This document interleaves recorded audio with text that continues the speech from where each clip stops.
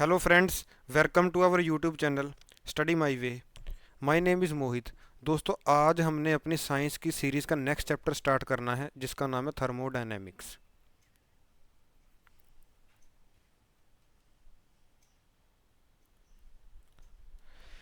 ये चैप्टर दोस्तों फिजिक्स और केमिस्ट्री का दोनों का कॉमन चैप्टर है। ठीक है, पहली बात तो ये, इसीलिए इस चैप्टर की इंपॉर्टेंस थोड़ी सी ज़्यादा बढ़ जाती है। इस चैप्टर से अगर मैं देखूं आपके प्रीवियस ईयर क्वेश्चन चाहे एनडीए सीडीए सीएपीएफ ले लो, एक से दो क्वेश्चन तो पूछता ही है। बाकी यूपीएससी में क्या है, बेसिकली बहुत सारी अनसर्टिनिटी होती है। कई बार इंपॉर्टेंट चैप्टर से कम क्वेश्चन आ जाते हैं, अनइम्पॉर्टेंट से बहुत ज़्यादा क्वेश्चन आ जाते हैं। तो आपको बेसिकली मेरा कहने का मतलब ये है, सारा सिलेबस करके जाना चाहिए, क्योंकि पता नहीं ना हमें क्या हो जाना है पेपर में। चलो हम इस चैप्टर को अब स्टार्ट करते हैं। तो दोस्तों जैसे कि चैप्टर का नाम है थर्मोडायनेमिक्स। थर्मो का मतलब क्या होता है? थर्मो का मतलब होता है दोस्तों हीट।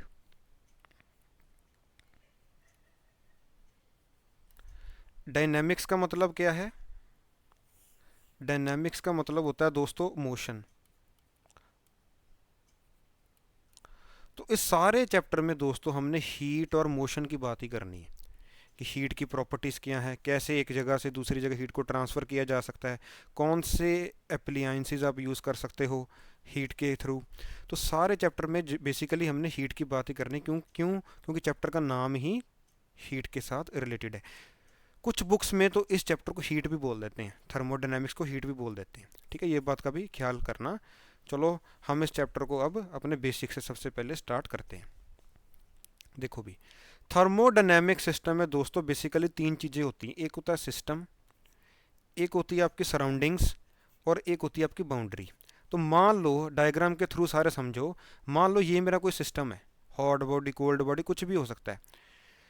ये बाहर की होगी सराउंडिंग्स, आपका एटमॉस्फेयर इन्वायरमेंट। जो सिस्टम को और सराउंडिंग्स को आपस में सेपरेट करती है एक बाउंड्री, उसे हम क्या कहते हैं? बाउंड्री। ये वाली बाउंड्री होगी। ठीक है, ये जो लाइन है ब्लैक कलर की, इसे हम कहते हैं बेसिकली बाउंड्री। जो इसकी डेफिनेशन है वो मैंने यहाँ पे लिखी हुई है। तो जस्ट आपको समझ आना चाहिए, दैट्स इट। इसको आप ज़्यादा मतलब नोट्स बनाने के चक्कर में मत पड़ना, बस समझ लो इस चीज़ को। ठीक है, अब चलते हैं दोस्तों आगे। अब यहाँ से दोस्तों बेसिकली आपका जो इम्पोर्टेंट पार्ट है इस चैप्टर का आपका स्टार्ट हो गया है। तो सिस्टम बेसिकली दोस्तों थर्मोडायनेमिक सिस्टम में तीन तरह के होते हैं। एक होता है क्लोज सिस्टम, एक होता है ओपन सिस्टम, एक होता है आइसोलेटेड सिस्टम। ये तीनों अलग तरह के सिस्टम हैं। इनमें क्या डिफरेंस है हम एग्जांपल के थ्रू भी समझेंगे, डायग्राम के थ्रू भी देख लेंगे। सबसे पहले बात करते हैं ओपन सिस्टम। ओपन सिस्टम दोस्तों एक ऐसा सिस्टम होता है जिसमें आपका मास भी ट्रांसफ़र हो रहा है और एनर्जी भी ट्रांसफ़र हो रही है। मतलब एक ऐसा सिस्टम जिसमें मास ट्रांसफ़र भी है और एनर्जी ट्रांसफ़र भी है। इसकी परफेक्ट एग्जांपल है, ठीक है, मान लो आपने किसी ओपन पोर्ट में चाय रखी हुई है, तो धीरे धीरे आपको पता है उसका टेम्परेचर बढ़ता है, इसका मतलब एनर्जी ट्रांसफ़र हो रही है। अब धीरे धीरे उस चाय की क्वांटिटी भी तो कम हो रही है, इसीलिए मास ट्रांसफ़र भी हो रहा है। तो एक ऐसा सिस्टम जिससे मास ट्रांसफ़र भी हो, एनर्जी ट्रांसफ़र भी हो, उसे हम कहते हैं ओपन सिस्टम। अब बात करते हैं क्लोज सिस्टम की। क्लोज सिस्टम एक ऐसा सिस्टम होता है दोस्तों बेसिकली जिसमें मास ट्रांसफ़र तो नहीं हो रहा है बट एनर्जी ट्रांसफ़र हो रही है।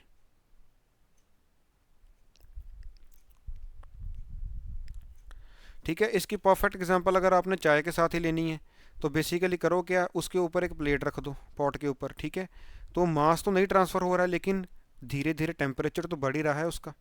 ठीक है, यहाँ इसकी एग्जांपल आप एक नॉर्मल से थर्मस ले लो। अब थर्मस में क्या होगा बेसिकली दोस्तों, थर्मस वैसे आइसोलेटेड सिस्टम की एग्जांपल है। ठीक है, इसीलिए मैंने बोल दिया कि आपने मान लो कोई हल्की क्वालिटी की ले ली है। ठीक है, आपको पता है धीरे धीरे उसका टेम्परेचर तो बढ़ ही रहा है और मास है जो, वो आपको पता ही है, पानी तो उतने का उतने रहा है। ठीक है, अगर आप सिंपल बॉटल में भी लोगे तो मान लो आपने गर्म पानी किसी प्लास्टिक की बॉटल में डाल दिया। ठीक है, तो आपको पता है कुछ टाइम के बाद, कुछ घंटों के बाद वो गर्म पानी आपका ठंडा हो जाएगा। क्यों? क्योंकि एनर्जी ट्रांसफ़र हो रही है। अब अगर पानी आपने उस बॉटल में 1 लीटर डाला है तो 4-5 घंटे के बाद भी तो 1 लीटर ही रहना है, तो मास ट्रांसफ़र नहीं हो रहा है। तो कि ऐसा सिस्टम जिसमें मास ट्रांसफ़र ना हो, एनर्जी ट्रांसफ़र हो, उसे हम क्या कहते हैं? Close system. इसकी एग्जांपल है सिंपल बॉटल ले लो।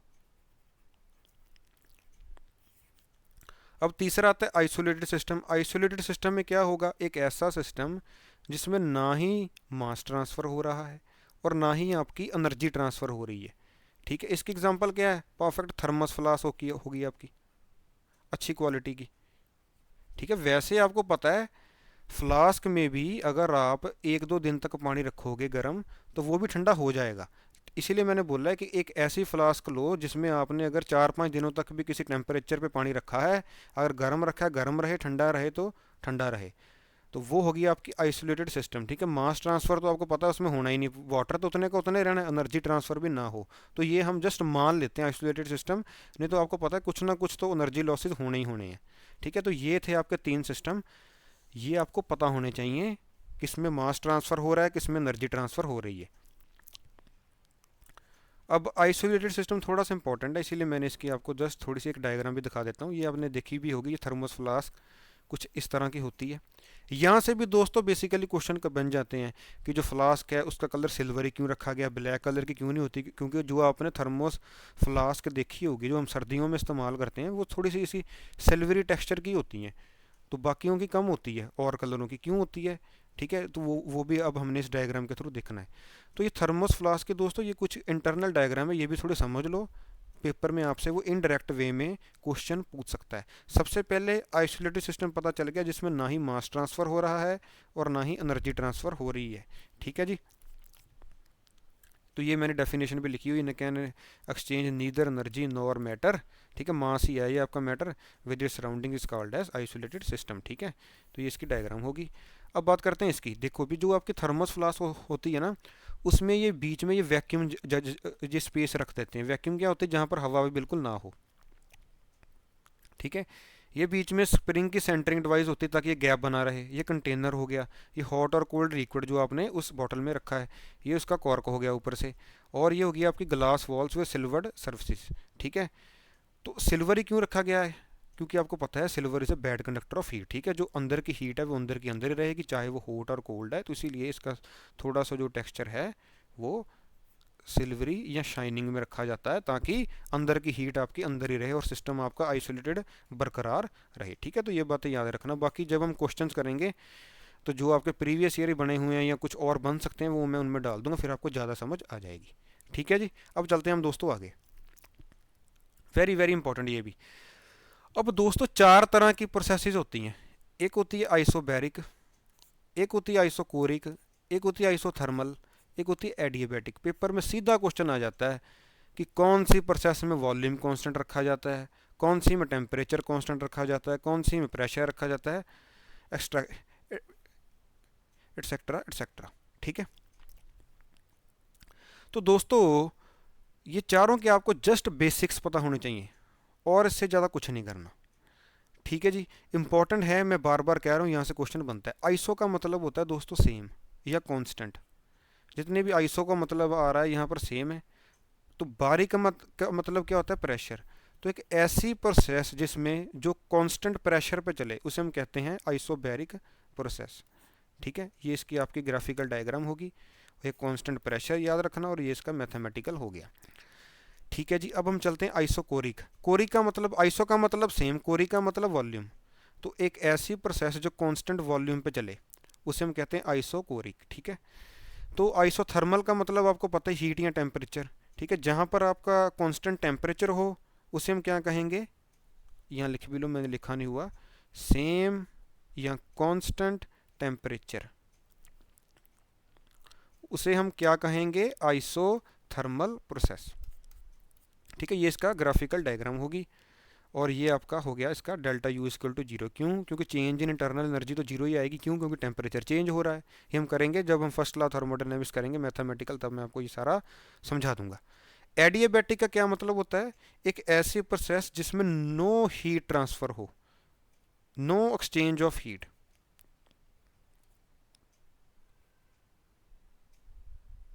ठीक है, ये लिख लो, नो हीट ट्रांसफर। तो मेरे को लग रहा है अब आपको चार ही प्रोसेसेस समझ आ गई होंगी। ऑप्शन में भी ये चार ही होंगी, ये भी बोल देता हूँ मैं।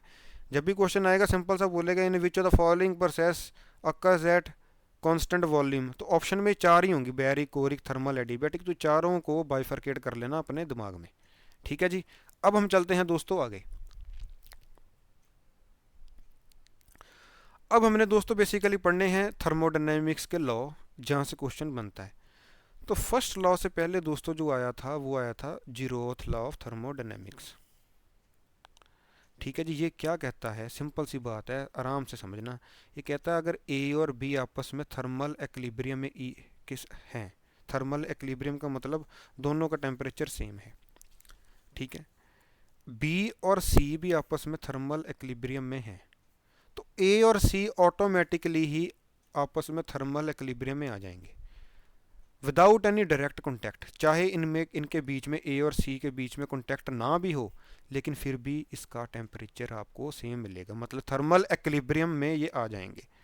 ए और बी आपस में, बी और सी, तो ए और सी आपस में ऑटोमेटिकली ही आ जाएंगे। ये मैं नहीं कह रहा हूँ, ये जीरोथ लॉ थर्मोडायनेमिक्स बोल रहा है, ये इसकी डेफिनेशन भी है जो यहाँ पर लिखी हुई है। अब आपको थोड़ा सा कम समझ आया होगा मेरे हिसाब से, तो मैं आपको एग्जांपल के थ्रू समझाऊंगा, फिर आपको सारा ही समझ आ जाएगा है क्या। इसकी परफेक्ट एग्जांपल है दोस्तों, याद भी रखनी है आपने, थर्मोमीटर। मैं यहाँ लिख भी देता हूँ। इसकी परफेक्ट जो एग्जांपल है वो है थर्मोमीटर। अब थर्मोमीटर इसकी एग्जांपल कैसे होगी, तो मान लो दोस्तों ये मेरा कोई थर्मोमीटर है। ये जो बीच में इसके लिक्विड होता है हमें पता है वो कौन सा होता है, वो होता है मरकरी। मरकरी ही क्यों होता है ये हम देखेंगे, इसके भी रीजंस हैं कि वाटर क्यों नहीं होता, मरकरी क्यों होता है। फिलहाल आप इसको छोड़ो। बीच में लिक्विड होता है मरकरी, ये बाहर होता है ग्लास। ठीक है, ये कोई इंसान है जिसका आपने टेम्परेचर नापना है, तो आप लोग क्या कर रखोगे, ये थर्मोमीटर इसके माउथ में रखोगे। तो इन टच क्या आया, ग्लास और पर्सन आपस में इन टच हो गए।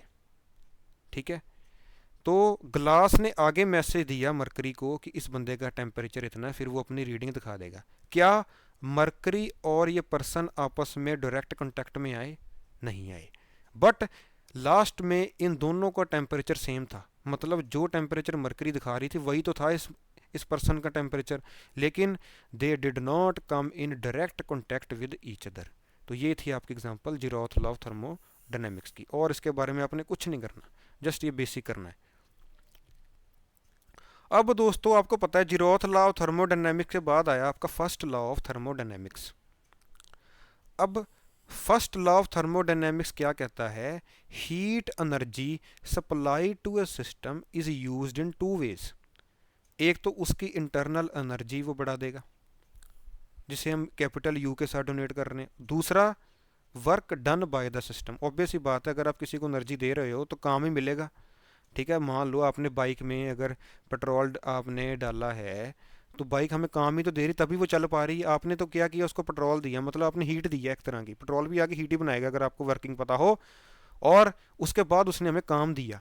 तो ये कह रहा है फर्स्ट लॉ ऑफ थर्मोडायनेमिक्स, मतलब heat energy given to a system is used in two ways. एक तो change in internal energy of the system, एक in doing work done by the system. ठीक है, ये मैथमेटिकल भी आपको याद होना चाहिए। इससे हम एक छोटा सा सिंपल सा न्यूमेरिकल भी करेंगे, एक आधी बार उसने पूछा हुआ है। सबसे पहले आपको ये लॉ समझ आना चाहिए। ठीक है, तो Q हम बेसिकली यूज़ करते हैं हीट के लिए, U इंटरनल एनर्जी के लिए, W आपका वर्क के लिए। अब हमने दोस्तों इनके कुछ साइन कन्वेंशंस देखने हैं कि डेल्टा Q कब पॉजिटिव होता है, कब नेगेटिव होता है, U कब पॉजिटिव होता है, नेगेटिव होता है, W कब पॉजिटिव होगा, कब नेगेटिव होगा। तो याद रखना दोस्तों, जब भी आप किसी सिस्टम में हीट को दोगे तो डेल्टा Q की वैल्यू पॉजिटिव लेनी है, जब आप उससे हीट लोगे ड्रा करोगे तो वो नेगेटिव लेनी है। Work done by the gas, या जब गैस एक्सपैंड कर रही है ऑब्वियसली बात है पॉजिटिव लेना है, जब आप work done on the gas या सिस्टम कर रहे हो तो नेगेटिव लेना है। ठीक है, ये बात का भी ख्याल रखना। तीसरा, डेल्टा यू की वैल्यू, जब टेम्परेचर बढ़ रहा है ऑब्वियसली बात है इंटरनल एनर्जी बढ़ जाएगी, क्योंकि मॉलिक्यूल्स ज़्यादा तेज तेज से वाइब्रेट करेंगे। ठीक है, तो अब पॉजिटिव ले लेना, जब टेम्परेचर कम है तो नेगेटिव ले लेना, सीधी सी बातें हैं ये। ठीक है, ज़्यादा कॉम्प्लिकेशन में नहीं जाना, सिंपल सा याद रखनी है फंडे। ये थे आपके sign conventions first law of thermodynamics के, जो हमने 3 पैरामीटर्स पढ़े हैं। याद रखना एक और बात, temperature is related to internal energy only. ठीक है, टेम्परेचर और ये दोनों सेम ही है एक तरह के, मान लो चाहे। अब बात करते हैं आगे, एक और बात याद रखना भी, फर्स्ट लॉ ऑफ थर्मोडायनेमिक्स को law of conservation of energy भी कहते हैं। ये मैंने आपको वर्क, एनर्जी और पावर में डिटेल में पढ़ाया था कि law of conservation of energy क्या है। ठीक है, सिंपल सा, तो मैं आपको अभी थोड़ा सा रिपीट भी देता हूँ ताकि रिवीजन हो जाए कि energy can neither be created nor be destroyed, it can be converted from one form to another. ठीक है, यही कह रहा था हमारा law of conservation of energy. तो सिंपल सा क्वेश्चन ये भी बना हुआ दोस्तों कि कौन से लॉ को हम law of conservation of energy कहते हैं, zeroth law, first law, second law या थर्ड लॉ। तो याद रखना भी, फर्स्ट लॉ ऑफ थर्मोडायनेमिक्स को कहा जाता है law of conservation of energy. ठीक है, ये बात भी रट लेना। अब दोस्तों एक छोटा सा न्यूमेरिकल करते हैं, जल्दी हो जाएगा और आपका कॉन्फिडेंस भी बढ़ जाएगा। सबसे पहले न्यूमेरिकल को पढ़ो। हाँ जी भी, मैंने आपको पहले भी समझाया, जब भी न्यूमेरिकल आए घबराना नहीं है, जो जो चीज़ें दे रखी पहले वो लिख लिया करो। तो जैसे ही आपको फॉर्मूला याद होगा तो देखना 90% मैं बोलता हूँ सीधा ही होता है न्यूमेरिकल, कभी भी कॉम्प्लिकेटेड नहीं डालता है ये। एनडीए में थोड़ा बहुत आ जाता है कई बार, लेकिन सिंपल से ही पूछे जाते हैं। क्यों? क्योंकि आपको पता है एग्जाम में आर्ट्स वाले बच्चे भी बैठते हैं, कॉमर्स वाले भी बैठते हैं, तो उस पेपर बनाने वाले को पता है कि क्या कुछ पूछना है, क्या कुछ नहीं पूछना है। तो बात करते हैं अब न्यूमेरिकल की। देखो भी, if on giving 40 joule of heat to a system, work done on the system, work done on the system, देखो भी पिछली स्लाइड पे लेके जाता हूँ। Work done on the system क्या था, नेगेटिव लेना है। मतलब डेल्टा डब्ल्यू की वैल्यू क्या है, 10 जूल है कि -10 जूल है, -10 जूल है। क्यों? क्योंकि वर्क डन ऑन द है। इफ ऑन गिविंग हीट, अब हीट दे रहे हो ये भी देख लो पहले, पॉजिटिव लोगे कि नेगेटिव, पॉजिटिव लोगे है ना, when heat is supply to a system. मतलब मेरा क्या है, डेल्टा क्यू की वैल्यू क्या है, पॉजिटिव का 40 जूल। पूछा क्या है, चेंज इन इंटरनल एनर्जी। अब जो बंदे को दोस्तों फर्स्ट लॉ ऑफ थर्मोडायनेमिक्स पता था वो तो इजीली कर लेता, अगर वो वही नहीं पता फिर नहीं कुछ कर सकते हम। तो मेरे को पता है डेल्टा क्यू का फॉर्मूला क्या था, delta Q is equal to delta U plus delta W. ये आपके पेपर में आ रखा है वैसे, ठीक है, याद रखना। डेल्टा क्यू की वैल्यू पॉजिटिव का 40 है, डेल्टा यू तो हमने निकालना है, इसी को वैसे का वैसे रहने दो। इसकी वैल्यू क्या, -10 जूल है। तो डेल्टा यू की वैल्यू यहाँ से क्या आई, सॉल्व करके 40 + 10 इज इक्वल टू 50 जूल। ठीक है, याद रखना हीट की यूनिट जूल होती है। ठीक है, पढ़ेंगे हम उसके बारे में, घबराओ मत डिटेल में। तो ये था आपका आंसर इसका, 50 जूल। अब चलते हैं दोस्तों आगे। अब दोस्तों हमारा फर्स्ट लॉ ऑफ थर्मोडायनेमिक्स भी हो गया। अब पढ़ेंगे सेकंड लॉ ऑफ थर्मोडायनेमिक्स। ठीक है, जो आपके सिलेबस में थर्ड लॉ वैसे नहीं है, बट मैं आपको हल्का सा वो भी बता दूंगा, पता नहीं होता टाइम का। हाँ जी भी, सेकंड लॉ ऑफ थर्मोडायनेमिक्स में दोस्तों दो बंदों ने स्टेटमेंट्स दी हैं अपनी, एक था केल्विन प्लैंक स्टेटमेंट, एक था क्लॉसियस स्टेटमेंट। दोनों ने कुछ अलग अलग बोली हैं बातें, वही हमने देखनी है कि जो सेकंड लॉ को लेके क्या थी। मैं यहाँ लिख भी देता हूँ, सेकंड लॉ ऑफ थर्मोडायनेमिक्स।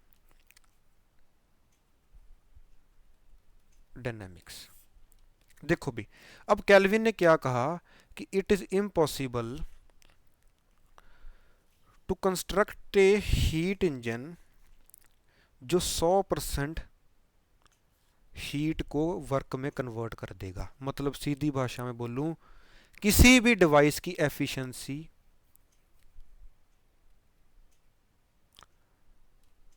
100% नहीं हो सकती।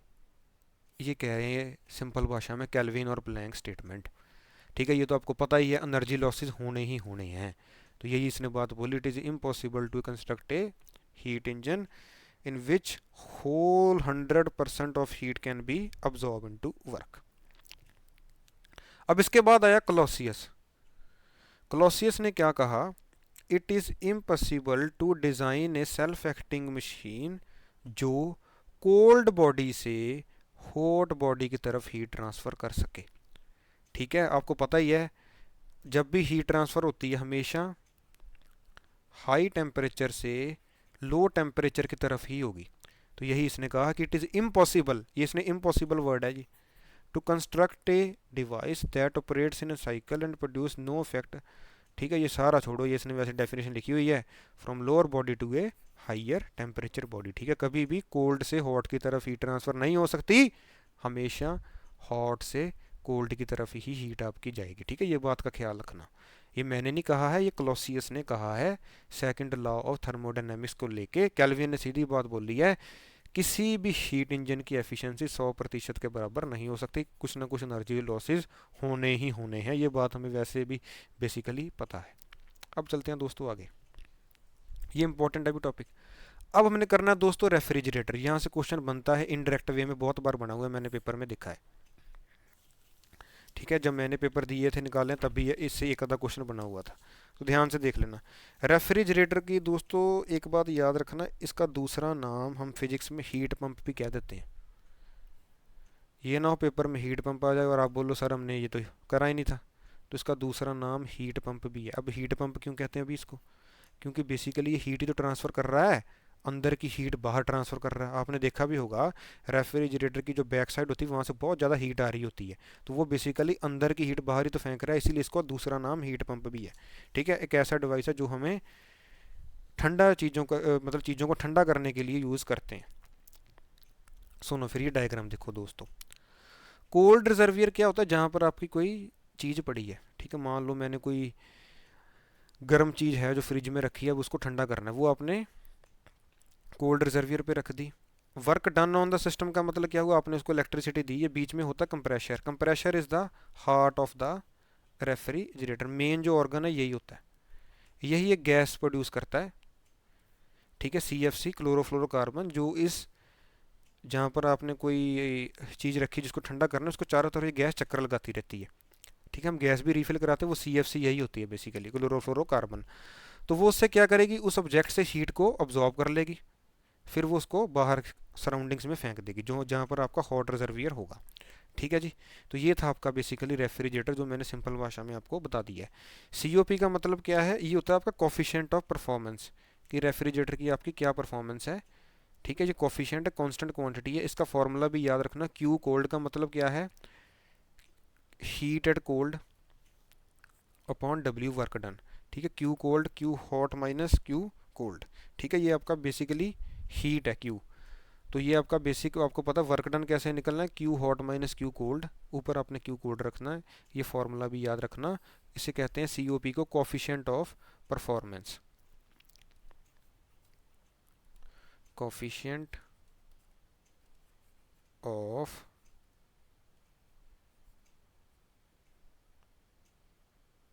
परफॉर्मेंस। ठीक है, तो ये इसका निकालने के दो फार्मूले हैं। न्यूमेरिकल वैसे आया तो कभी आज तक नहीं है, अगर आ जाए तो थोड़ा सा निकाल लेना। ठीक है, तो रेफ्रिजरेटर का दूसरा नाम हीट पंप है, ये भी याद रखना। कंप्रेशर इसका बीच वाला पार्ट होता है, जो सारी की सारी हीट ट्रांसफ़र करेगा बेसिकली एक गैस रिलीज करके, जिसका नाम है C F C chlorofluoro carbon, which is not good for our atmosphere. ठीक है, अब दोस्तों कुछ और बातें भी हम लोगों ने पढ़नी है रेफ्रिजरेटर को लेके। यहाँ से क्वेश्चन उठाना थोड़ा सा मुश्किल हो जाता है। एक बात आप लोगों ने दोस्तों देखी भी होगी कि रेफ्रिजरेटर ये नहीं है कि बिल्कुल ही मतलब बर्फ़ ही जमा देता है पूरा, वो तो एक पर्टिकुलर पार्ट होता है उसमें। तो एक ऐसा डिवाइस तो होगा ना जो रेफ्रिजरेटर में टेम्परेचर को रोक देता है, मतलब मेंटेन कांस्टेंट टेम्परेचर रखता है। ठीक है, उस डिवाइस का नाम है थर्मोस्टेट, ये याद रखना, ये बात very very important. Thermostat maintains the temperature inside the refrigerator, ताकि ये ना हो कि आपकी सब्जियां वगैरह जो रखी हैं, जो आपने फ्रूट्स रखे हैं, वो तो जम ही जाएंगे बिल्कुल फिर अगर ये ना हो।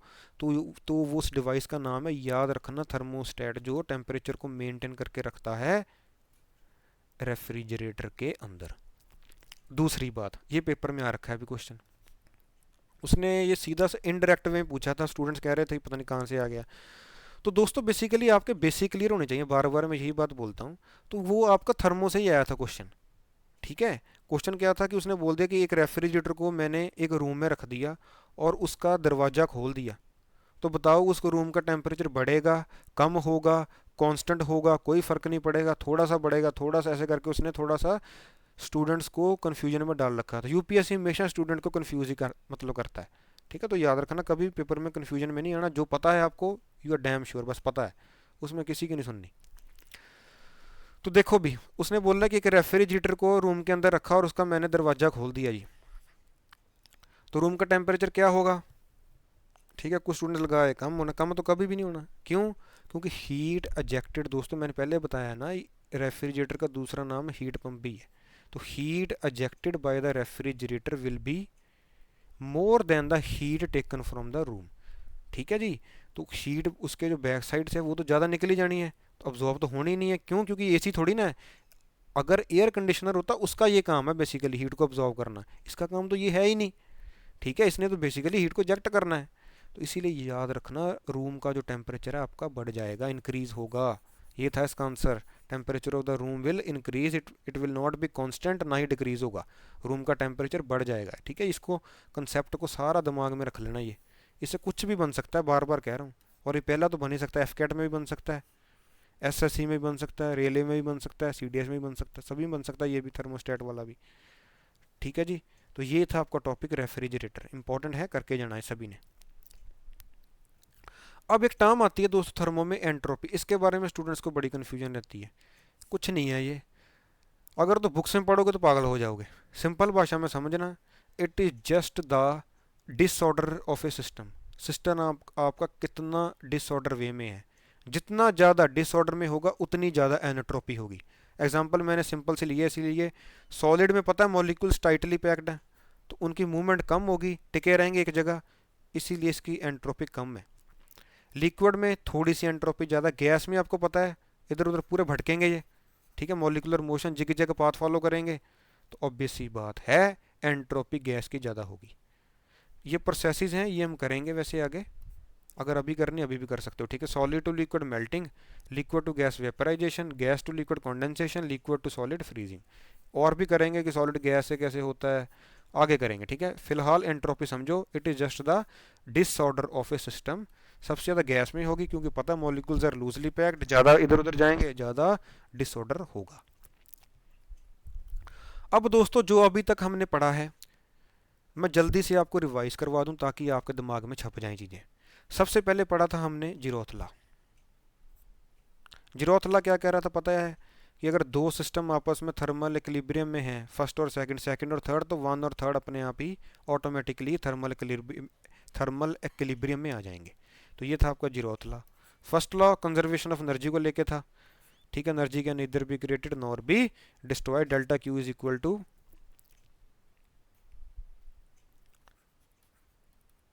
Delta U plus delta W. उसके बाद सेकंड लॉ आया। सेकंड लॉ क्या कह रहा था, हॉट बॉडी से कोल्ड बॉडी की तरफ ही हीट जाएगी, और एंट्रोपी को लेके चलना, entropy of an isolated system always increases. ठीक है, ये बात भी याद रख लेना। फिर उसके बाद दोस्तों थर्ड लॉ मैंने कराया नहीं आपको, ये जस्ट मैं यहीं पे समझा दूंगा हल्के से, कि entropy of a system approaches a constant as temperature approaches absolute zero. Absolute zero क्या होता है, एक ऐसा टेम्परेचर जिसके नीचे जाना प्रैक्टिकली पॉसिबल नहीं है। ठीक है, तो वहाँ पर जाके एंट्रोपी भी आपकी कांस्टेंट हो ही जाएगी। क्यों? क्योंकि पता है फ्रीज हो जाना सारा कुछ। ठीक है, मूवमेंट्स रुक जानी है, तो एंट्रोपी भी कांस्टेंट हो जाएगी। ये कहता है आपका थर्ड लॉ ऑफ थर्मोडायनेमिक्स। ठीक है, अब हमने दोस्तों आगे करना है हीट के बारे में। जो थर्मोडायनेमिक्स है आपका बेसिकली वो आपका भी ख़त्म हो गया है। अब हमने बेसिकली हीट के बारे में डिटेल में जाना है। तो हीट के बारे में थोड़ी सी बातें समझने को जाते हैं, क्या है क्या नहीं है। देखो भी सारे, सबसे पहले बात करें हीट है क्या। अगर डीप में जाए, heat is just the internal energy of the molecules constituting the body, it flows from a hot body to cold body. आपको पता ही है हीट एक एनर्जी की फॉर्म ही तो है। ठीक है, जब आप किसी को एनर्जी देते हो तभी तो बॉडी हीट होती है। तो याद रखना, heat is just the internal energy of the molecules. ठीक है, और आपको पता है जब भी आप किसी बॉडी को हीट देते हो उसके मॉलिकुलर मोशन बढ़ जाता है, जिसकी वजह से उसकी किनेटिक एनर्जी भी बढ़ जाएगी। पता ही है ना किनेटिक एनर्जी क्यों होती है, जब कोई बॉडी मोशन में हो। पोटेंशियल एनर्जी जब कोई बॉडी रुकी हुई बॉडी में हो। तो ऑब्वियस ही बात है किनेटिक एनर्जी तो बढ़ेगी बढ़ेगी। ठीक है जी, तो ये थी आपकी हीट। अब कुछ ऐसा यूनिट होती है हीट की, वैसे ऐसे यूनिट है हीट की जूल। सीजीएस यूनिट कौन सी है सीजीएस सिस्टम में, लिख लो भी यार सारे, वो है अर्ग, ERG। वेरी वेरी इंपॉर्टेंट है, तो याद रखना एक जाउल में 10⁻⁷ अर्ग होते हैं। वेरी वेरी इंपॉर्टेंट, पेपर में पूछा जाता है कि what is the relation between joule and अर्ग। 10⁻⁵ में स्टूडेंट्स कन्फ्यूजन में आ जाते हैं। ठीक है, याद रखना एक जाउल में 10⁻⁷ अर्ग होते हैं। एक न्यूटन में डाइन कितने होते हैं वैसे बताओ मेरे को। ठीक है, याद रखना भी, ये भी आता है पेपर में। What is relationship between newton and dyne. एक न्यूटन जो फोर्स की यूनिट है, डाइन उसकी सीजीएस है, 10⁵ डाइन होते हैं। ठीक है, याद रखना ये बात भी, पेपर में पूछ ही ना ले। अब दोस्तों जाउल और अर्ग तो होगी इसकी वैसे यूनिट, इसकी और भी यूनिट्स होती हैं। ठीक है, एक होती है कैलोरी, एक होती है किलो कैलोरी। ये इसकी डेफिनेशन डेफिनेशन छोड़ देना, कैलोरी की डेफिनेशन नहीं करनी। तो याद रखना कैलोरी और जाउल के बीच में क्या रिलेशन है, वेरी वेरी इंपॉर्टेंट, ये भी स्टार लगा लो। एक कैलोरी में 4.2 जाउल होते हैं, यहाँ ये एग्जैक्ट याद रखो, वैसे तो और अच्छी बात है, 4.186 जाउल। तो कैलोरी और जाउल के बीच में ये रिलेशन है, ये भी आपको याद होना चाहिए। Calorie is equal to 4.186 joule. तो joule, erg, calorie, kilo calorie सारी हीट की यूनिट हैं, सारी आपको पता होनी चाहिए। ठीक है जी, अब हम अगली टर्म करेंगे टेम्परेचर। टेम्परेचर क्या है बेसिकली दोस्तों, द डिग्री ऑफ हॉटनेस और coldness of the body is measured by physical quantity, जिसे हम क्या कहते हैं, टेम्परेचर। ठीक है, तो टेम्परेचर की अगर दोस्तों बात करें तो ये आपकी 7 फंडामेंटल क्वांटिटीज में भी आ रहा था। याद हो तो आपको, जब मैंने वो यूनिट्स एंड डायमेंशन चैप्टर कराया था वहाँ पर ये बात बताई भी थी कि जो हमारी 7 फंडामेंटल है उसमें टेम्परेचर भी है। ठीक है, क्या हीट उसमें था बताओ, जो साथ ही क्या उसमें हीट था, हीट उसमें नहीं था। ठीक है, याद रखना टेम्परेचर था। तो आपको पता है भी, एक बात याद रखना, heat is a cause, temperature is A effect. ठीक है, हीट की वजह से ही तो टेम्परेचर बढ़ रहा है, क्या हीट अगर ना हो क्या टेम्परेचर बढ़ सकता है, ना, बढ़ना ही नहीं। ठीक है, तो याद रखना ये बात भी। ऐसे यूपीएससी दोस्तों कई बार लाइनों से भी खेल लेता है, heat is a cause temperature is effect, या temperature is effect heat is a cause, या temperature is a cause heat is effect. ऐसे कन्फ्यूजन में नहीं आना, heat is a cause temperature is effect. ठीक है, जो आपको पता है ना वन लाइनर जो आते हैं 1 और 2 सही स्टेटमेंट बेस्ड, वहाँ से भी आपको पकड़ सकता है वो, तो याद रखना ये बात भी। ठीक है, temperature determines the flow of heat, ये बता ही दिया। एसआई यूनिट पता है केल्विन, और भी इसकी यूनिट है सेल्सियस और डिग्री सेल्सियस और फारेनहाइट, ये भी पेपर में आते हैं। क्या पेपर में आता है क्या, सुन लो ये भी, इससे और कुछ नहीं आना पेपर में, ये नहीं आती, ये तो जस्ट मैं आपको समझाने के लिए। What is the relationship between Celsius and Fahrenheit, ये आता है पेपर में, बहुत बार आया क्वेश्चन, न्यूमेरिकली भी वैसे भी ये करके जाना। अब हमने वैसे बेसिकली अगली स्लाइड में इसके बारे में ही करना है। एक ये बात भी याद रखना, वेरी वेरी इंपॉर्टेंट दोस्तों, जो सेल्सियस और फारेनहाइट स्केल्स हैं एक ऐसे पर्टिकुलर टेम्परेचर पे ये सेम होते हैं, याद रखना, -40 डिग्री पे आता है क्वेश्चन, ये भी -40 डिग्री पे सेल्सियस और फारेनहाइट स्केल आपके बराबर होते हैं। और सेल्सियस और फारेनहाइट के बीच में रिलेशन क्या, आपने यही एक याद रखना है बस, C/5 F-32/9। ठीक है, C/5 F-32/9।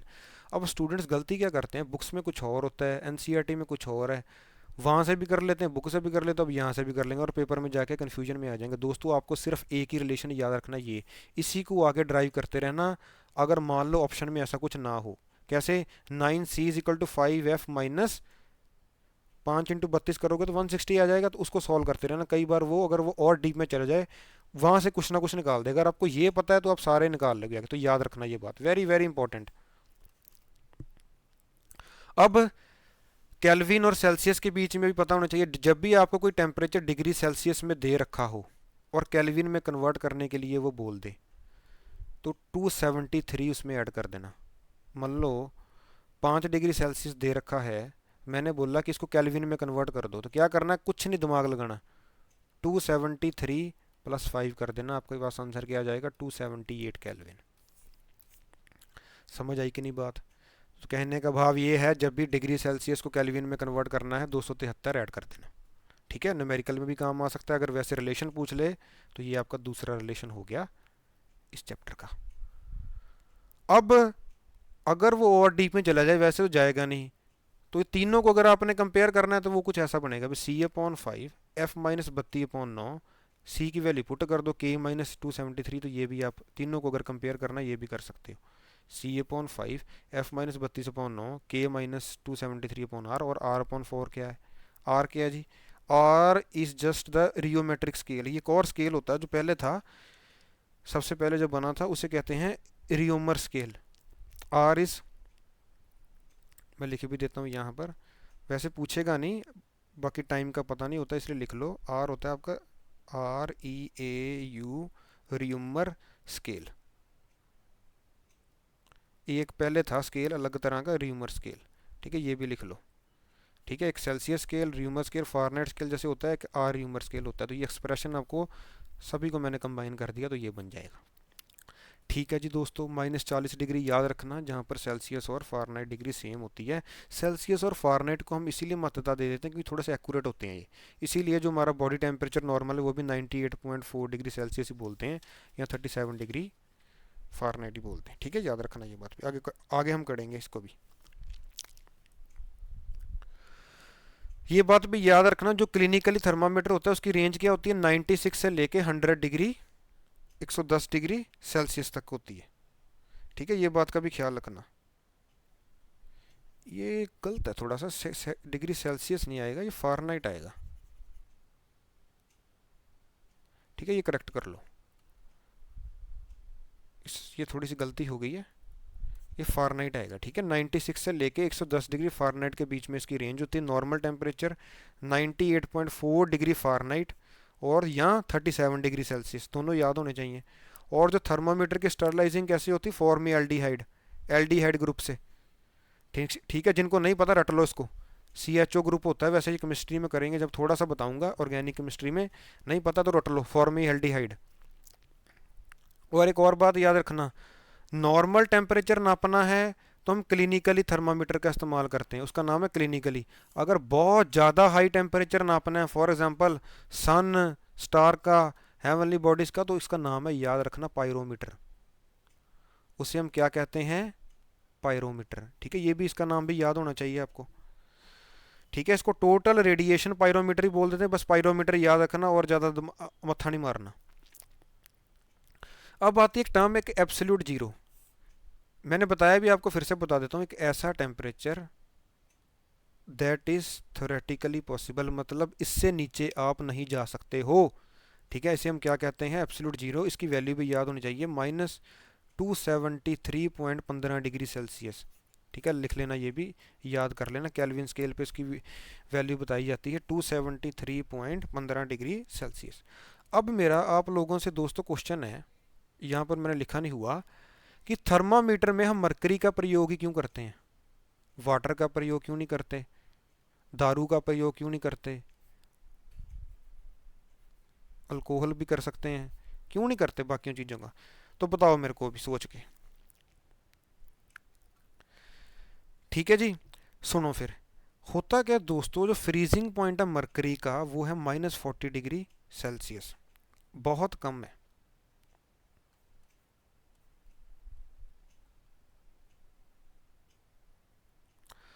अल्कोहल का फ्रीजिंग पॉइंट है -130 डिग्री सेल्सियस। तो अगर तो आपने टेम्परेचर नापना है किसी बॉडी का, अंटार्कटिका या बहुत ज़्यादा ठंडी जगह में, वहाँ पर अल्कोहल के थर्मामीटर चलते हैं। क्यों, क्योंकि मैंने आपको लिख ही दिया, इसका फ्रीजिंग पॉइंट मरकरी से कम है। ठंडी जगह, बहुत ज़्यादा ठंडी जगह में मरकरी थर्मामीटर काम नहीं करेगा, क्योंकि इसकी तो लिमिट है -40 डिग्री सेल्सियस। तो for measuring very low temperature alcohol is used, क्यों, क्योंकि उसका फ्रीजिंग पॉइंट क्या है, 130 डिग्री सेल्सियस। ठीक है, तो ये बात पहले याद रखना। अब वाटर का इस्तेमाल क्यों नहीं करते, क्योंकि वाटर का ना दोस्तों फ्रीजिंग, और जो आप देखोगे फ्रीजिंग पॉइंट बहुत कम है। ठीक है, एज़ कम्पेयर टू मरकरी और अल्कोहल, फिर तो वो जल्दी, एक तो जम जाएगा, एक उसमें एक्यूरेसी की बड़ी कमी आती है, और दूसरी बात क्या है कि वो जैसे बॉडी के कांटेक्ट में आता है उसको बहुत ज़्यादा टाइम लग जाएगा, तभी वो आपको रीडिंग देगा। ये दोनों जल्दी आ जाते हैं कांटेक्ट में बॉडी के। ठीक है, इसीलिए हम इन दोनों लिक्विड्स का इस्तेमाल करते हैं, मरकरी और अल्कोहल का। मरकरी इज़ वैसे पॉइजन फॉर आवर बॉडी। ठीक है, अब चलते हैं दोस्तों आगे। अगला टॉपिक है थर्मल एक्सपेंशन का। थर्मल एक्सपेंशन की दोस्तों अगर बात करूं तो यहाँ से उसके एप्लीकेशन से क्वेश्चन आ जाता है कई बार, तो ध्यान से समझ लेना। थर्मल का मतलब हीट, एक्सपेंशन का मतलब फैलना। ठीक है, सीधी सी बात है। तो आपको पता है अभी, अगर किसी बॉडी को हीट करते हो तो वो बॉडी फैल जाती है, एक्सपेंड कर जाती है। अगर आप किसी बॉडी कूल डाउन करते हो तो वो कंट्रैक्ट हो जाती है।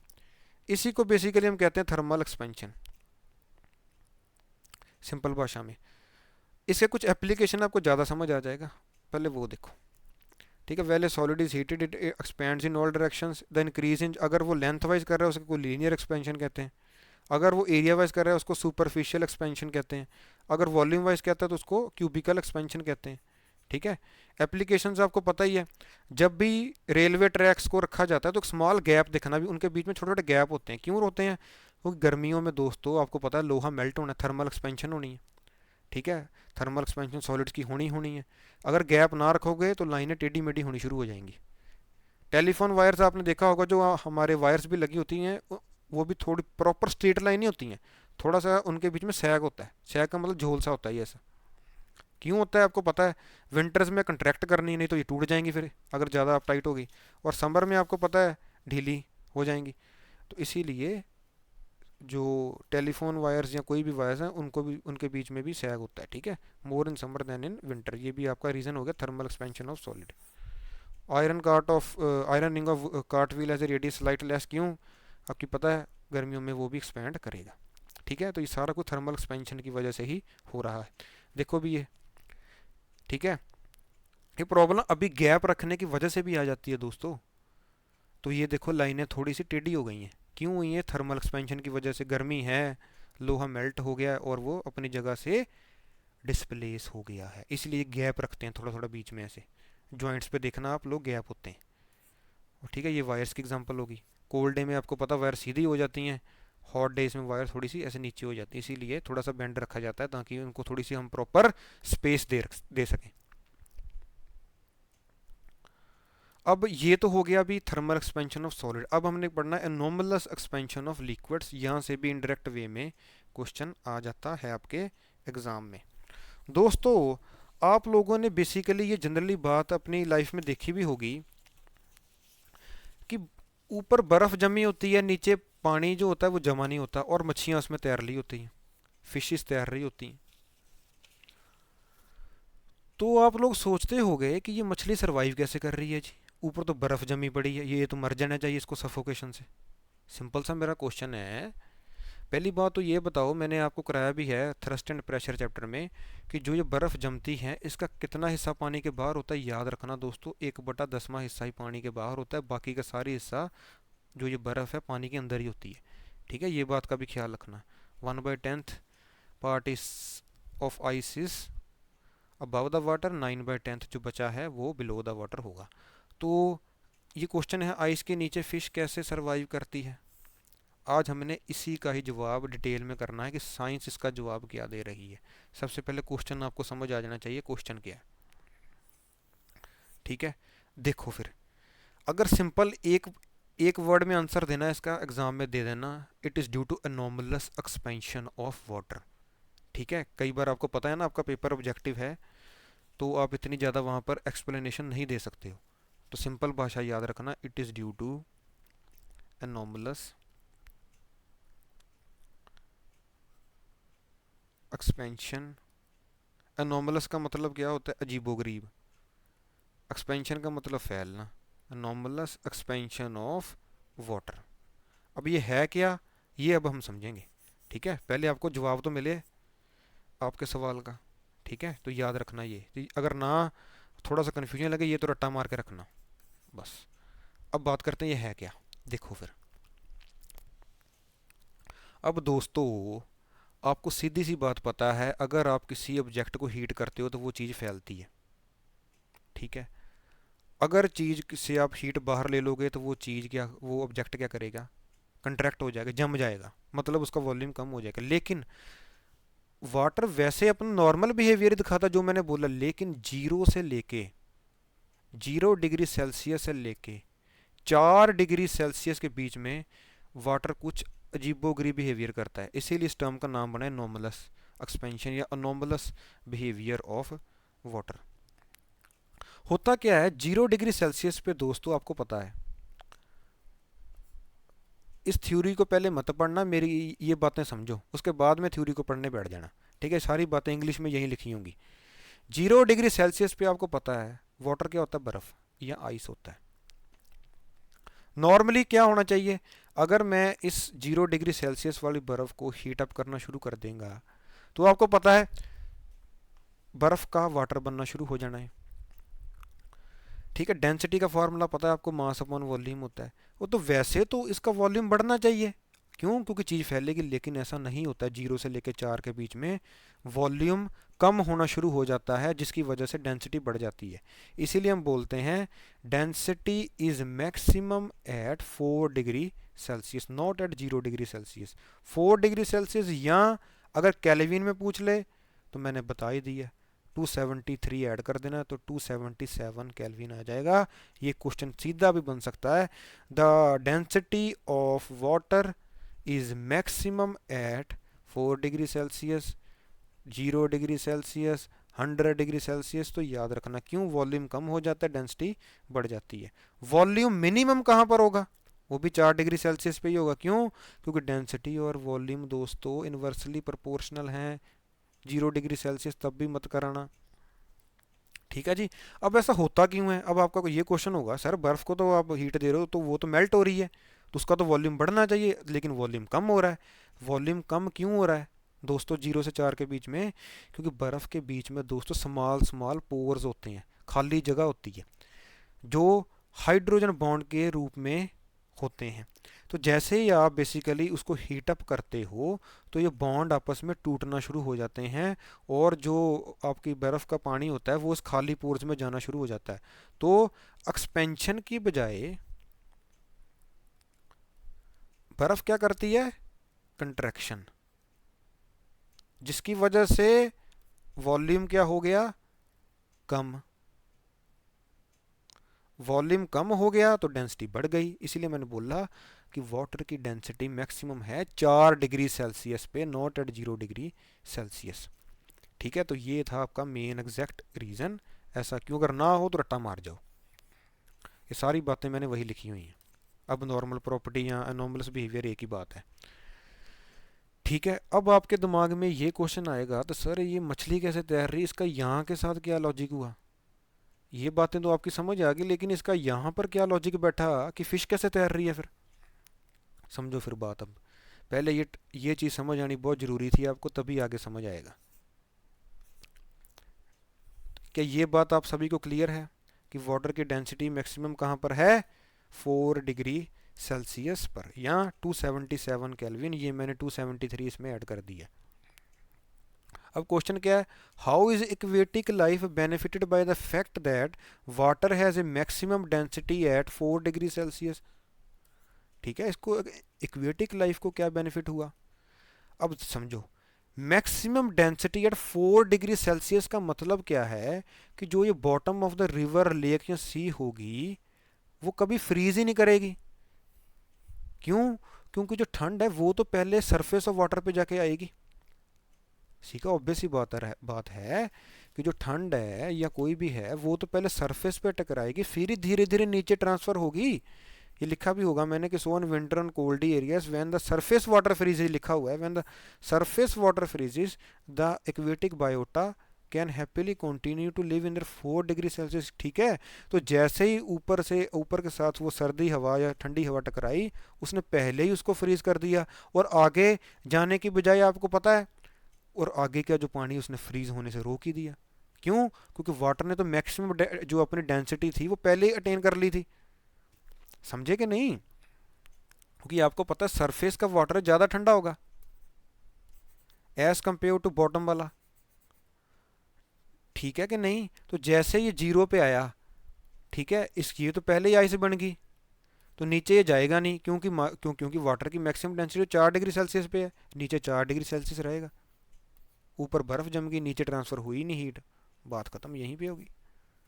ठीक है, तो याद रखना ये बातें सारी इंपॉर्टेंट हैं। अगला टॉपिक है जो दोस्तों, वो है हमारा ट्रांसमिशन ऑफ हीट।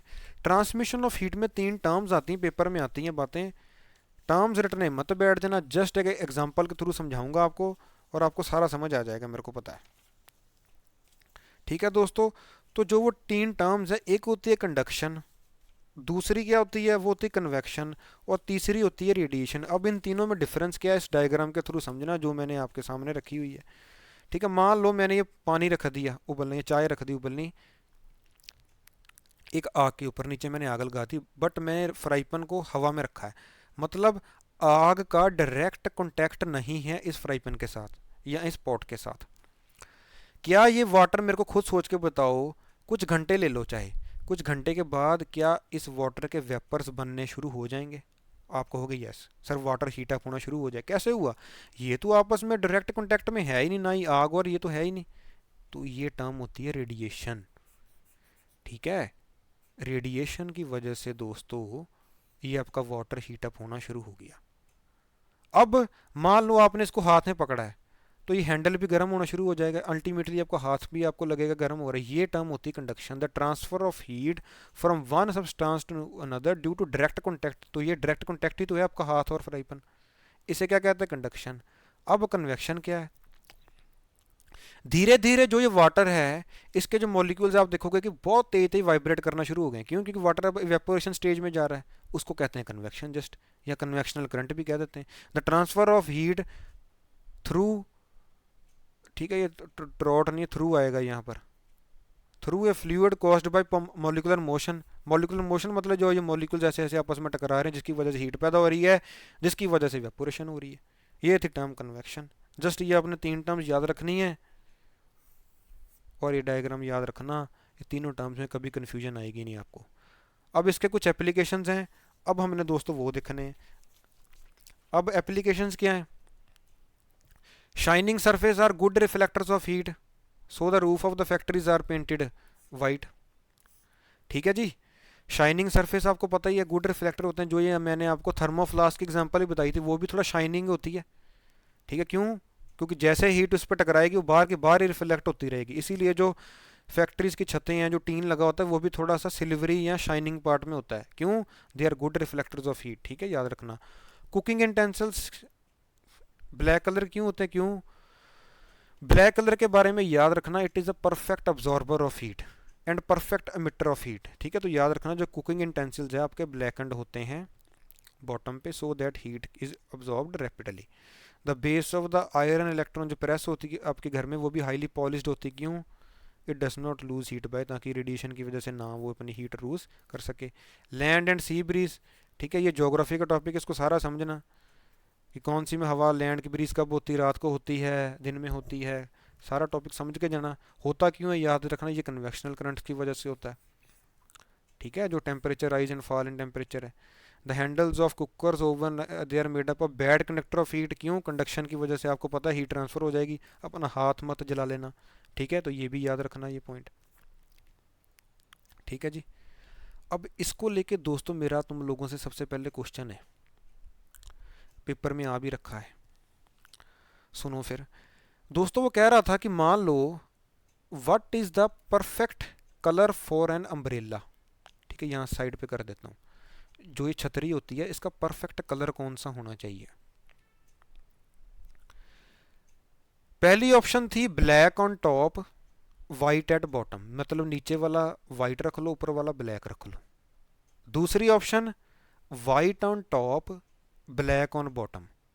ठीक है, ये दो ऑप्शन आप कोरिलेट कर लेना। पहले में black on top white on bottom, दूसरी में white on top black on bottom. तीसरी ऑप्शन सारी ब्लैक कर दो, चौथी ऑप्शन सारी वाइट कर दो, या एक पंचमी ऑप्शन लगा लो नॉन ऑफ दीज। तो सोच के बताओ क्या होना चाहिए। तो दोस्तों सुनो फिर, जब भी सोचना होता है ना, आप एक बार वीडियो पॉज कर लिया करो, क्योंकि मेरे को तो बताना पड़ेगा ना वर्चुअली। ठीक है, अगर तो मान लो मैंने सारी ब्लैक कर दी, तो आपको पता है black colour is the perfect absorber of heat. तो जो ये इंसान नीचे आपके खड़ा है, ये तो हीट की वजह से ही मर जाएगा। ऊपर से भी हीट, नीचे से भी हीट, और ये बंदा मर जाएगा। मतलब सारी ब्लैक तो नहीं हो सकती, सारी वाइट भी नहीं हो सकती। क्यों? वाइट ने ऊपर वाली हीट तो भेजी जानी है, नीचे वाली हीट भी इसने टकरा के इस पर मारी जानी। तो ये बात भी गलत। अब स्टूडेंट जो फंसते हैं वो पहली दो ऑप्शन में ही फंसते हैं। इसका जो सही आंसर है दोस्तों वो है white on top, white top पे ब्लैक बॉटम पे। अब आप कहोगे कि सर ये नॉर्मली तो ऐसा होता ही नहीं है। तो दोस्तों वो एक अलग टॉपिक है, वो मार्केटिंग के चक्कर में ऐसा, वो आप खुद ही इमेजिन करो, वाइट कलर ऊपर अच्छा लगेगा? कभी अच्छा नहीं लगेगा। क्यों? क्योंकि वो गंदा वगैरह हो जाएगा, उनकी छाते बिकेंगे ही नहीं। एक्चुअल जो साइंस कह रही है वो ये कह रही है वाइट ऑन टॉप। अब आप पूछोगे ऐसा क्यों जी? अब वाइट टॉप पे दोस्तों क्यों रखा जाता है? आपको पता है कि white colour is the perfect reflector of heat. तो जो सन की हीट आएगी वो टकराएगी, टकरा टकरा के वापस जाती रहेगी, और जो नीचे का टेम्परेचर है वो ठंडा रहेगा। अब नीचे ब्लैक क्यों? आपको पता black colour is a perfect absorber of heat. तो जो इंसान के आसपास की हीट होगी वो नीचे ये ब्लैक कलर अब्जॉर्ब करता रहेगा। अगर वाइट होती तो मैंने बताया ना वो रिफ्लेक्ट करके इस पे फेंकी जाएगा। नीचे ब्लैक रखा क्यों? ताकि हीट अब्जॉर्ब करती रहे। ऊपर वाइट क्यों रखा? ताकि वो हीट रिफ्लेक्ट करती रहे। ठीक है, तो याद रखना इसका परफेक्ट एग्जांपल आंसर ये था, white on top black on bottom, और मैक्सिमम बच्चे गलत करके आए थे। ठीक है, याद रखना ये बात मेरी, वैसे कराऊंगा एमसीक्यू में। अगला टॉपिक है न्यूटन्स लॉ ऑफ कूलिंग। हाँ जी भी, न्यूटन्स लॉ ऑफ कूलिंग क्या कहता है? The rate at which a hot body loses heat is directly proportional to the difference in the temperature and the surrounding. ठीक है, ये क्या कह रहा, सीधी भाषा में दोस्तों एग्जांपल के थ्रू बताऊंगा। जितना ज़्यादा टेम्परेचर डिफरेंस होगा उतनी ज़्यादा जल्दी, या ज़्यादा, दोनों वर्ड लगा लेना, हॉट बॉडी अपनी हीट को रिलीज या लूज़ कर देगा। एग्जांपल क्या है, मैं आपको ये पेपर में आना है, मैंने पहले बता रहा हूँ। अगर आपने रेफ्रिजरेटर में हॉट वाटर रख दिया है और एक तरफ फ्रेश वाटर रख दिया है, तो याद रखना ज़्यादा जल्दी ठंडा हॉट वाटर हो जाएगा, फ्रेश वाटर नहीं होगा भी ज़्यादा जल्दी ठंडा। ऐसा क्यों? ये न्यूटन्स लॉ ऑफ, अगर सिंपल आ जाए, it is due to Newton's law of cooling. एक तो ये रीज़न क्या है, rate of cooling of hot water will be faster than the fresh water. ये न्यूटन्स लॉ ऑफ कूलिंग यही तो कह रहा है, जितना ज़्यादा टेम्परेचर डिफरेंस होगा उतना ज़्यादा ही होगा। वैसे एक्चुअल रीज़न क्या है, hot water can freeze faster than cold water. इसको एक इफेक्ट है, ये भी यार रखना, इसे कहते हैं मपिम्बा इफेक्ट भी कहते हैं इसको। इसको मपिम्बा इफेक्ट भी कहते हैं, याद रखना, ये आ ही ना जाए पेपर में, नई चीज़ें बहुत आ रही हैं। इवेपोरेशन रेट आपको पता है, अभी एक लाइन आती है, इवेपोरेशन कॉजेज कूलिंग, वो फिनोमेना लगा है इसमें, इवेपोरेशन कॉजेज कूलिंग। तो हुआ क्या दोस्तों, हॉट वाटर ने वेपर की फॉर्म में अपनी हीट को जल्द ज़्यादा तेज़ी से रिलीज़ कर दिया, इसीलिए वो ज़्यादा जल्दी ठंडा या फ्रीज हो गया। तो याद रखना ये बात, पेपर में ये गलती ना कराना। देखने को फ्रेश वाटर लग रहा है लेकिन आंसर सही हॉट वाटर है। ठीक है जी। अब दोस्तों हमारा अगला टॉपिक है हीट कैपेसिटी। नाम से पता चल रहा है heat capacity, the amount of heat energy required to raise the temperature by 1 kelvin. ठीक है, किसी भी सब्सटेंस का जब आपने टेम्परेचर को 1 केल्विन के साथ देखना, कंपेयर करना है, उसे हम क्या कहते हैं, हीट कैपेसिटी। मैथमेटिकल इसका ये है, ये भी याद होना चाहिए। हीट कैपेसिटी को आप बेसिकली सी के साथ डिनोट करते हो। ठीक है, amount of heat required to raise the temperature by 1 kelvin, या 1 डिग्री सेल्सियस भी चाहे बोल देना, कोई चक्कर नहीं। ठीक है, तो डेल्टा क्यू हीट है, डेल्टा थीटा आपका क्या होगा, टेम्परेचर चेंज। ये इसका मैथमेटिकल याद रखना, क्यू अपॉन डेल्टा डब्ल्यू। अब स्पेसिफिक हीट कैपेसिटी क्या है? स्पेसिफिक हीट कैपेसिटी दोस्तों बेसिकली ये 1 केल्विन है, इसमें बेसिकली 1 डिग्री सेल्सियस और कुछ नहीं। स्पेसिफिक का मतलब देखो ना, यहाँ स्पेसिफिक लगाने कुछ ना कुछ तो वैल्यू होगी हीट कैपेसिटी के। तो ये क्या है, raise temperature by 1 kilogram of a material, वो 1 ग्राम लगा लो, ये 1 किलोग्राम लगा लो। ठीक है, तो बाय 1 डिग्री सेल्सियस, इसका मैथमेटिकल क्या है, एम सी थीटा। ठीक है, अब दोस्तों ये सी है आपका स्पेसिफिक हीट कैपेसिटी, ये तो change in temperature delta theta ही है। ये मास हो गया किसी सब्सटेंस का, ये एनर्जी होगी उसकी, ई इज बेसिकली एनर्जी। तो याद रखना E is equal to M C theta. तो अगर सी निकालना है वो क्या आ जाएगा आपका, E upon M delta theta. अब यहाँ से कुछ एप्लीकेशन पूछे जाते हैं, वो देखेंगे हम। इसकी एप्लीकेशन दोस्तों क्या है, आपको पता है वाटर को हम इफेक्टिव कूलेंट क्यों यूज़ करते हैं, क्योंकि वाटर की जो स्पेसिफिक हीट कैपेसिटी मैक्सिमम होती है। याद रखना ये बात, अगर नहीं पता, वाटर की स्पेसिफिक हीट कैपेसिटी मैक्सिमम होती है, इसीलिए हम वाटर को यूज़ करते हैं इफेक्टिव कूलेंट। कार के रेडिएटर में भी डालते हैं। ठीक है, तो याद रखना। तो प्लांट्स और हमारे बॉडी के अंदर भी तो बेसिकली पानी है सबसे ज़्यादा, क्यों है, ताकि वो टेम्परेचर को मेंटेन करता है, क्योंकि इसकी स्पेसिफिक हीट कैपेसिटी सबसे ज़्यादा है। क्लाइमेट नियर द सी शोर क्यों मॉडरेट होता है, ये भी वाटर की स्पेसिफिक हीट कैपेसिटी की वजह से, क्योंकि ये ज़्यादातर हीट अब्जॉर्ब कर लेता है। In cold countries water is used as a heat reservoir for wine. Cold countries में वाटर का इस्तेमाल करते हैं दोस्तों, क्यों, क्योंकि इसकी हीट कैपेसिटी ज़्यादा है। ठीक है, ताकि वो फ्रीज ना हो सके। ये आपने देखा भी होगा, जब भी वाटर हमारी चिल हो जाती है हम क्या करते हैं, इसको गर्म पानी या वाटर में वैसे बेसिकली डाल देते, क्यों? क्योंकि इसकी हीट कैपेसिटी सबसे ज़्यादा है, इसने ज़्यादा जल्दी हीट को ऑब्जॉर्व करना है। ठीक है, याद रखना ये बात। अब हमारा अगला टॉपिक है दोस्तों चेंजिंग स्टेट्स ऑफ मैटर। जल्दी हो जाएगा ये। जब भी सॉलिड टू लिक्विड चेंज करना है, हमें पता है उस प्रोसेस का नाम क्या है, मेल्टिंग। अगर लिक्विड टू सॉलिड में जाना है उसका नाम है फ्रीजिंग, याद रखना, पता भी होगा शायद आपको। अगर लिक्विड टू गैस जाना है, इवेपोरेशन। गैस टू लिक्विड जाना है, कंडेंसेशन। ये टर्म्स है, पूछ लेता है कई बार, इसलिए मैं आपको करवा रहा हूँ। अगर सॉलिड टू गैस जाना है डायरेक्टली, ये इंपॉर्टेंट है, उसे कहते हैं सब्लिमेशन, ये पेपर में आती है अभी। अगर गैस टू सॉलिड जाना है directly without going to liquid state, उसे कहते हैं डेपोजिशन। डेपोजिशन और सब्लिमेशन याद रखना, तुम लोगों ने यहीं पर मार खानी है। ठीक है, अब चलते हैं दोस्तों आगे। अब ये एक छोटा सा टॉपिक है, करवाना जरूरी है, इसलिए मैंने यहाँ पर ये लिखा है। In a pressure cooker water boils at higher temperature due to increase in pressure which leads to faster cooking of vegetables. ठीक है, आप लोग जो सब्जी वगैरह बनाते हो वो प्रेशर कुकर में ही क्यों बनाते हो? प्रेशर का मतलब क्या है? ज़्यादा प्रेशर क्रिएट कर देगा, जिसकी वजह से वेजिटेबल्स वगैरह की कुकिंग ज़्यादा जल्दी हो जाती है। क्यों? क्योंकि हीट ट्रैप्ड हो जाएगी। अब ये यहाँ से बनता है क्वेश्चन कि हाई एल्टीट्यूड्स में खाना पकाना मुश्किल क्यों होता है। एक बात याद रखना, ये मैं नहीं कह रहा हूँ, ये न्यूटन ने कही है कि pressure is directly proportional to boiling point. बस सीधी बात याद रखनी और कुछ नहीं याद रखना। अगर बॉइलिंग पॉइंट कम है तो प्रेशर कम है, बॉइलिंग पॉइंट ज़्यादा है तो प्रेशर भी ज़्यादा है। अब हाई एल्टीट्यूड में बोला जाता है हिली एरियाज में खाना पकाना मुश्किल होता है। अब क्यों होता है मुश्किल? वहाँ पर प्रेशर क्या होता है? लो। यहाँ से पकड़ना पेपर में, उसने बता रहा हूँ कि हाई एल्टीट्यूड्स में कुकिंग क्यों डिफिकल्ट है, pressure is high, pressure is low. यहाँ pressure is high, boiling point is high, ऐसे करके आपको कन्फ्यूजन में डालेगा। सीधी सी बात क्लैरिटी के साथ याद रखना, हाई एल्टीट्यूड पे प्रेशर क्या होता है? लो।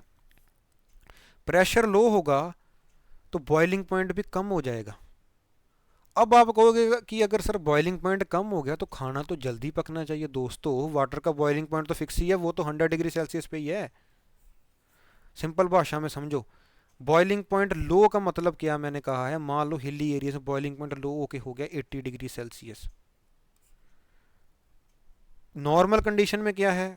100 डिग्री सेल्सियस। तो मेरे को दोस्तों खुद बताओ, खाना ज़्यादा जल्दी 100 डिग्री सेल्सियस में पकेगा कि 80 डिग्री सेल्सियस में पकेगा? ऑब्वियस ही बात है 100 डिग्री में ज़्यादा जल्दी पक जाएगा, क्योंकि टेम्परेचर ज़्यादा है। तो यही तो बोल रहा हूँ मैं, हाई एल्टीट्यूड में प्रेशर लो, बॉइलिंग पॉइंट क्या हो गया? लो। बॉइलिंग पॉइंट लो हो गया तो खाना ज़्यादा टाइम लेगा पकने में, क्योंकि 80 डिग्री सेल्सियस में तो ज़्यादा लगना चाहिए टाइम। यही रीज़न है, ये मैंने नहीं कहा, ये न्यूटन ने कहा है। ठीक है, याद रखना ये बात।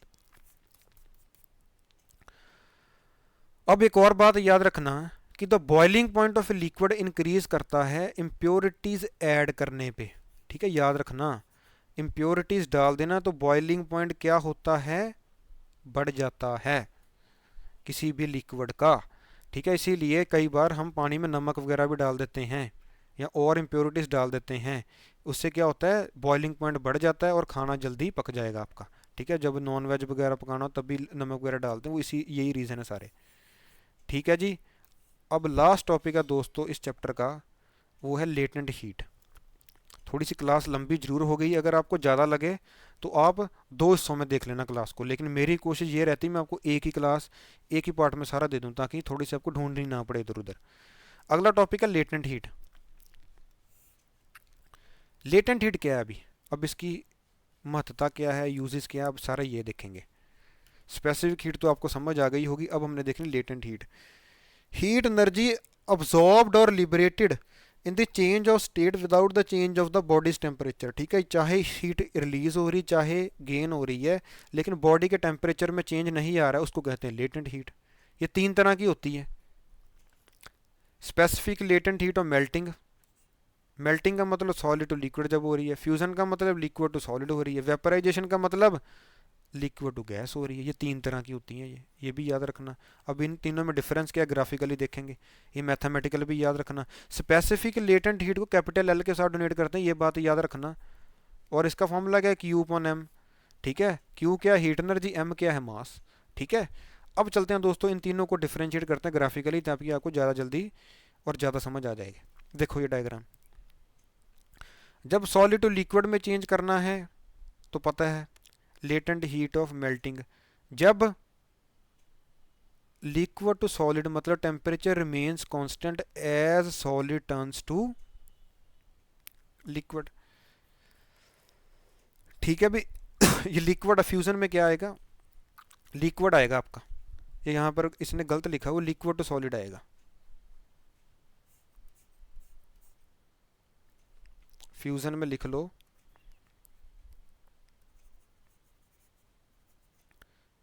लिक्विड टू सॉलिड आएगा। वेपराइजेशन, ठीक है, as liquid turns to gas. ठीक है जी, तो याद रखना ये बातें सारी। एक तरफ टेम्परेचर के साथ कंपेयर कर रहे हैं, हीट के साथ कर रहे हैं, क्यों कर रहे हैं आपको पता ही है, हीट के साथ ही तो रिलेट कर रहे हैं, टेम्परेचर और हीट के साथ को रिलेटेड हैं ही, तो ये बात का भी ख्याल रखना। अब इसकी कुछ एग्जांपल्स देखते हैं जल्दी। बॉटल्ड ड्रिंक्स, जब आप कोल्ड ड्रिंक वगैरह पीते हो क्या आप ठंडा पानी डालते हो, नहीं, आप क्या करते हो आइस के कुछ पीसेस डालते हो। ठीक है, अब ऐसा क्यों होता है, यहाँ पर लिखा भी हुआ है drinks can be cooled by adding several cubes of ice. जब आइस मेल्ट करती है दोस्तों वो बहुत ज़्यादा हीट को अब्जॉर्ब कर लेती है, हीट अब्जॉर्ब कर देगी, जो एनर्जी है जो आपका एनर्जी ड्रिंक है, कोई कुछ भी पी रहे कोल्ड ड्रिंक वगैरह, उसका टेम्परेचर वो लो कर देगी और आपकी जो चीज़ है वो ठंडी हो जाएगी। ठीक है, ये होगी इसकी एग्जांपल, मैंने यहाँ पर लिखी हुई है, डाइट कोक रखी हुई है बर्फ़ में, तो जैसे जैसे बर्फ़ मेल्ट करती रहेगी वो इससे हीट को अब्जॉर्ब कर लेगी और जो आपकी ये ड्रिंक है वो ठंडी हो जाएगी। तो ये ऐसा हुआ क्यों, ड्यू टू लेटेंट हीट। ठीक है, याद रखना। सेकंड बहुत इंपॉर्टेंट है, इसमें स्टूडेंट्स को डाउट भी रहता है क्या, कहते कि burning with steam is more severe than caused by boiling water at the same temperature. कि एक तरफ मान लो आपने स्टीम को डाला है किसी पे, एक तरफ डाला बॉइलिंग वाटर को, तो जो स्टीम वाले ज़्यादा होंगे। क्यों, ऑब्वियस ही बात है, वेरी वेरी सिंपल। कि क्यों, because latent heat of fusion आपका steam is much more than the latent heat of water. ठीक है दोस्तों, सबसे पहले क्या थी आइस, आइस को हीट किया क्या बना वाटर, अब वाटर को हीट किया तभी तो स्टीम बनी है, ऑब्वियस ही बात है इसमें ज़्यादा एनर्जी होगी स्टीम में। ठीक है, तो यही तो मैंने कहा है कि latent heat of steam is much more than the latent heat of water. तो बॉइलिंग वाटर तो इसके बाद बनेगा ना, उसके बाद ही तो स्टीम बनेगी, ऑब्वियस ही बात है, फिर स्टीम ज़्यादा इंजरी करेगा बॉइलिंग वाटर से। It is due to latent heat of steam is more than that of, ठीक है, latent heat of water basically. ठीक है, अब बात करते हैं रिलेटिव ह्यूमिडिटी की।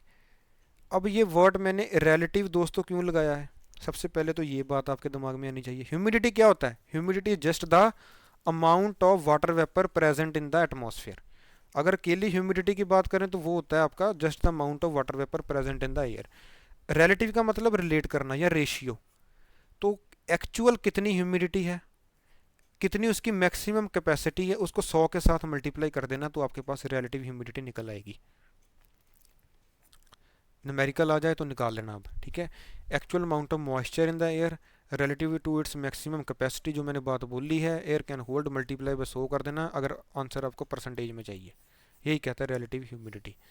ठीक है, किसी को रिलेट करना, रिलेटिव डेंसिटी अलग चीज़ है, रिलेटिव ह्यूमिडिटी अलग है, पहले बता रहा हूँ, इसको दोनों को कन्फ्यूजन में मत ले जाना। ठीक है, याद रखना ये बात भी। अब चलते हैं दोस्तों आगे। अब ये दो टर्म्स हैं, पेपर में कई बार पूछ लेता है आपसे, तो करके जरूर जाना हल्की सी, सीटेन नंबर और ऑक्टेन नंबर। अजीबोगरीब है टॉपिक थोड़ा सा, लेकिन पता होना चाहिए दोस्तों, पेपर में वो आपसे कुछ ही पूछ सकता है। तो याद रखना भी, it is used octane number, ये बेसिकली अगर पेट्रोल की क्वालिटी चेक करनी है तो हम ये टर्म्स यूज़ करते हैं, ऑक्टेन नंबर। अगर पेट्रोल या गैसोलाइन की तो ऑक्टेन नंबर, अगर डीजल की क्वालिटी चेक करनी है तो सीटेन नंबर। सीधी सी बात याद रखना, अगर भूल जाए, इसमें ओ आ रहा है ऑक्टेन में, पेट्रोल में भी ओ आ रहा है, गैसोलिन में भी ओ आ रहा है, अब याद रहेगा आपको। इसमें ओ नहीं है, कहीं भी ओ नहीं है, ई है, ई को छोड़ो, ओ को बस कोरिलेट कर लेना। ऑक्टेन में ओ, पेट्रोल में ओ, गैसोलीन में ओ, C10 में डीजल याद रखना बस, ठीक है। अगर डीजल की क्वालिटी चेक करनी है तो C10 नंबर, अगर पेट्रोल की क्वालिटी चेक करनी है तो ऑक्टेन नंबर। अब ये है क्या, ये भी अगर थोड़ा सा डीप में लेके जाऊंगा, ज़्यादा नहीं। ये बेसिकली दोस्तों ऑक्टेन बताता है कितनी है पेट्रोल में, ठीक है। It is a percentage of, लिख लो, आइसो ऑक्टेन, अगर एग्जैक्ट है वो है आइसो ऑक्टेन बताएगा in the mixture of iso octane and n heptane, ठीक है। याद रखना आइसो ऑक्टेन की बात करता है आपका ऑक्टेन नंबर ही, इसमें भी ओ आ रहा है लकीली, ये भी याद रख लेना ऑक्टेन। और इसकी वैल्यू क्या है, 100 होती है आइसो ऑक्टेन के लिए, 0 किसके लिए होगी, दूसरे के लिए, एन हेप्टेन के लिए, क्योंकि ये दोनों के मिक्सचर में तो है आइसो ऑक्टेन और उसके लिए। ये बात भी लिख लो, ठीक है। एक इंक्रीज्ड बाय, ये बात भी याद रखना, बेंजीन और टोलीन डालने से इसकी वैल्यू बढ़ जाती है, ठीक है। और ये ऑब्वियस सी बात है कि जिसका हाई ऑक्टेन नंबर है उसका लो C10 नंबर होगा, ठीक है। याद रखना ये बातें, पहले 2 पॉइंट बहुत इंपॉर्टेंट है, तीसरा भी इंपॉर्टेंट ही है, वैसे कुछ ही पूछ सकता है आपसे वो। C10 number is related to diesel, तो इग्निशन डिले के बारे में भी बताएगा। इसकी वैल्यू कैसे बढ़ सकती है, एसीटोन ऐड करके। ये तो आपस में है, जिसका हाई C10 नंबर होगा उसका लो ऑक्टेन नंबर होगा। ये बेसिकली ये बताता है परसेंटेज ऑफ आपका आइसोक्टेन, ये बताता है परसेंटेज ऑफ C10 का, किसके किसके मिक्सचर में, मिक्सचर ऑफ C10 और अल्फा मिथाइल नेप्थलीन। इसकी वैल्यू दोस्तों 100 होती है C10 के लिए, वैल्यूज है जस्ट 100 का मतलब उतना ही अच्छा होगा आपका डीजल। 0 किसके लिए होगी, जो जो दूसरे वाला है मिक्सचर में, वो याद रखना अल्फा मिथाइल, ये मिथाइल इथाइल ही पढ़ेंगे थोड़ा सा बाद में केमिस्ट्री में, अल्फा मिथाइल नेप्थलीन, ये नेप्थलीन वही है, नेप्थलीन बॉल्स वाली, लिख लो ये नोट्स में, ठीक है। याद रखना, सीधी सी बात। अब आप थोड़े से डाउट में आ गया मेरे को लग रहा है, सीधी सी बात याद रखनी है, octane number is related to petrol, C10 number is related to diesel, पहला पॉइंट। दूसरी बात, मैयर किसका बताता है, आइसो ऑक्टेन का, ये बात पता होनी चाहिए, बार बार कह रहा हूं, ये किसका बताता है, C10 का। तीसरी बात, इसकी वैल्यू कैसे आप इंक्रीज कर सकते हो, चाहे बेंजीन डाल दो, बेंजीन ऐसे रिंग होती है, जिनको नहीं पता, नहीं पता तो याद कर लो बस, बेंजीन रिंग होती है, या टोलीन डाल के इसकी वैल्यू कैसे बढ़ा सकते हो, एसीटोन ऐड करके। बस ये 3 पॉइंट याद रखना, बाकी और कुछ नहीं याद रखना, ठीक है। तो दोस्तों बेसिकली ये था आपका चैप्टर थर्मोडायनेमिक्स। जितना करवाया है आपको उतना कर जाना, बार बार रिवाइज करते रहना, अगर कोई डाउट आए तो क्लास को दोबारा देख लेना, जो पिछली क्लासेस हैं उनको भी देख लेना, ठीक है। चलो ठीक है जी, थैंक यू, मिलते हैं अगली क्लास में। अगली क्लास में दोस्तों हम करेंगे आपके, अब सिर्फ 2 चैप्टर रह गए हैं, इलेक्ट्रिसिटी एक रह गया, इलेक्ट्रिसिटी, और दूसरा चैप्टर है आपका मैग्नेटिज्म। अगली क्लास में इलेक्ट्रिसिटी खत्म करेंगे, 2 क्लासें रह गई बस आपकी, और लास्ट क्लास में मैग्नेटिज्म कर देंगे, फिर आपकी सारी फिजिक्स खत्म हो जाएगी। उसके बाद हम स्टार्ट करेंगे केमिस्ट्री, केमिस्ट्री जल्दी हो जाएगी एज़ कम्पेयर टू फिजिक्स, ठीक है। फिर उसके बाद बायो भी करेंगे, लेकिन हम स्टेप बाय स्टेप ही चलेंगे, और उसके बाद केमिस्ट्री करेंगे, ठीक है। थैंक यू, मिलते हैं अगली क्लास में।